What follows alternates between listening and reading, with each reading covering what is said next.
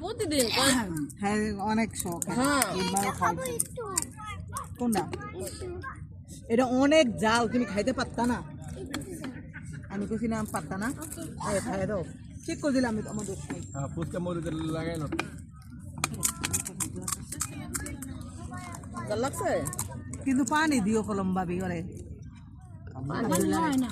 পানি দিও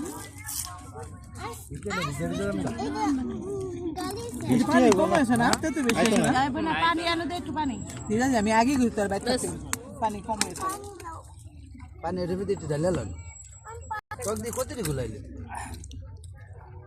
এই পাইলার ভিতরে দেখা গেছে বেশি দেখা গেছে